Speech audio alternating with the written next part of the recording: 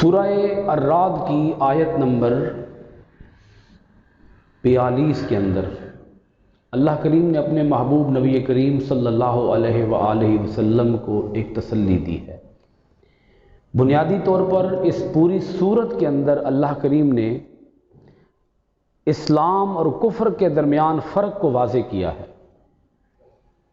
اللہ پاک نے حق کے حق ہونے پر اور باطل کے باطل ہونے پر دلائل قائم فرمائے ہیں۔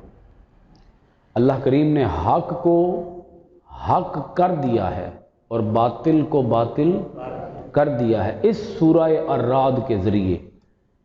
الرعد کا معنی ہوتا ہے کڑک۔ جب بجلی چمکتی ہے تو اس سے ایک آواز پیدا ہوتی ہے، اس آواز کو کہتے ہیں گرج۔ اسے کیا کہتے ہیں جی؟ گرج۔ گرج بھی کہتے ہیں، چمک بھی کہتے ہیں جی، گرج بھی اور چمک بھی۔ تو کافروں کے لیے یہ گرج ہے، یہ سورت کافروں کے لیے گرج ہے۔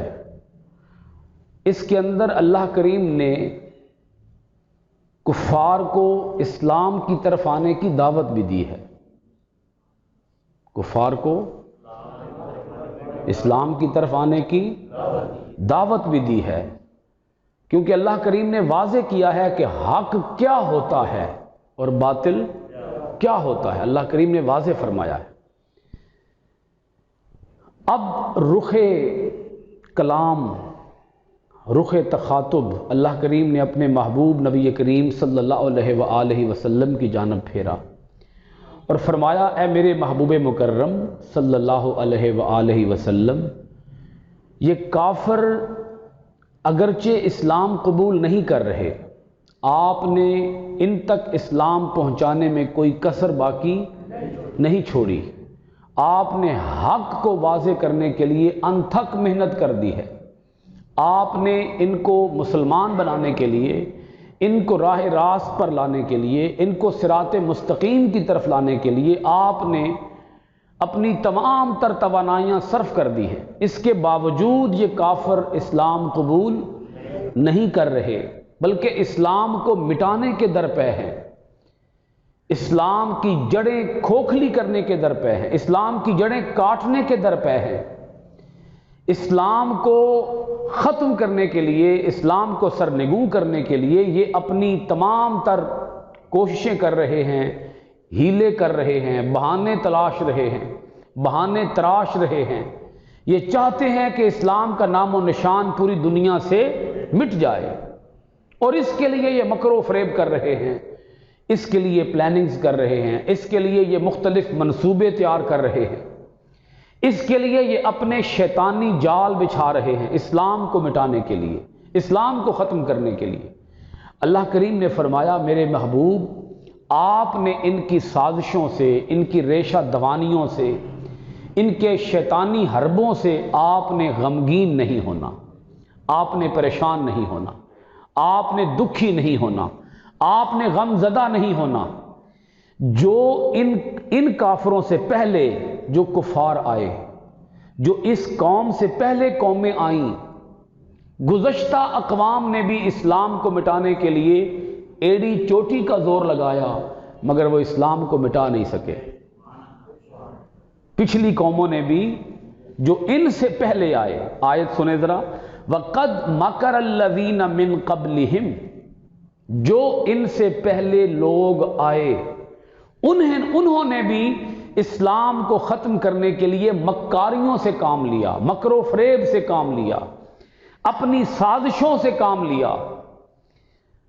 لیکن میرے محبوب صلی اللہ علیہ وآلہ وسلم، فَلِلَّهِ الْمَكْرُ جَمِيعًا، اللہ ان سب کے مکر کو ختم کرنے والا ہے۔ اللہ ان کے مکر کو، ان کے فریب کو، ان کی سازشوں کو، ان کے شیطانی حربوں کو کیا کرنے والا ہے؟ ختم کرنے والا ہے۔ فَلِلَّهِ الْمَكْرُ جَمِيعًا، ہر خفیہ تدبیر کا مالک اللہ ہے۔ بولیے، ہر خفیہ تدبیر کا مالک اللہ ہے۔ یہ مکر و فریب سے کام لیتے ہیں، یہ ابھی مکر و فریب کے اندر ہیں، یہ دھوکے میں ہیں، یہ اپنے آپ کو بھی دھوکے میں رکھے ہوئے ہیں، دوسروں کو بھی اسی دھوکے کے اندر رکھنا چاہتے ہیں۔ لیکن اللہ کیا کرنے والا ہے؟ خفیہ تدبیر۔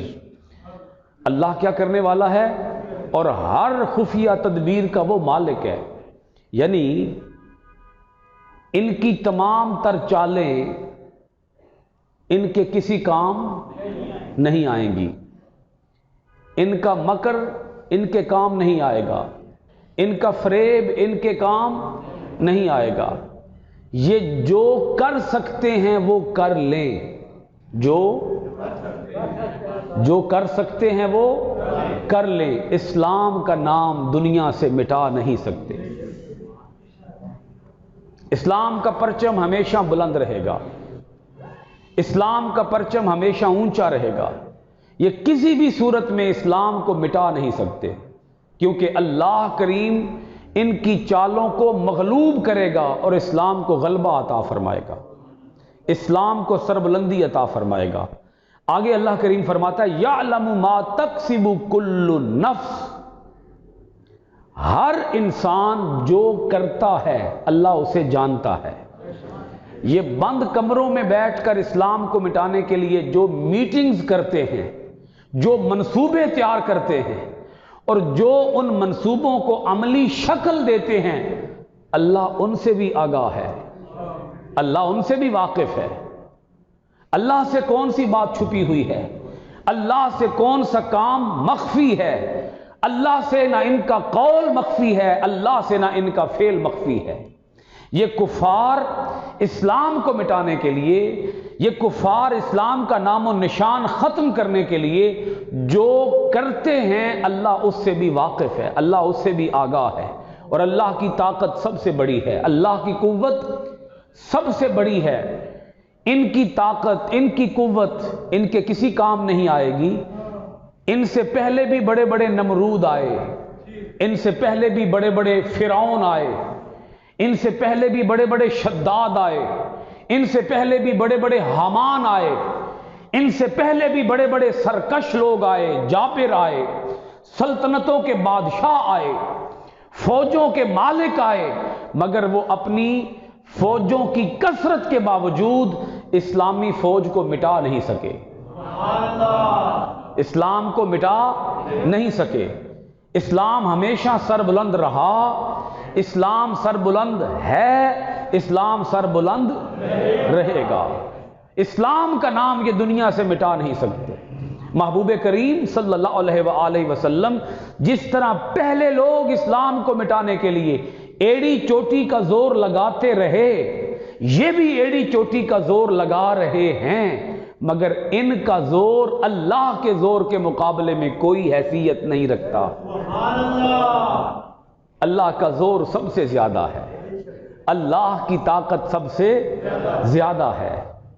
وَسَيَعْلَمُ الْكُفَّارُ لِمَنْ عُقْبَى الدَّارِ، ان قریب یہ کافر جان لیں گے، آج تو ان کو پتہ نہیں ہے، ان قریب وہ وقت آنے والا ہے جب ان کافروں کو پتہ چلے گا کہ ان کو کتنے سخت، آخرت کے کتنے سخت انجام سے دوچار ہونا پڑے گا، آخرت کے کتنے سخت انجام سے جان لے گا، ہر کافر جان لے گا کہ اسے آخرت کے کتنے بڑے عذاب میں مبتلا ہونا پڑے گا۔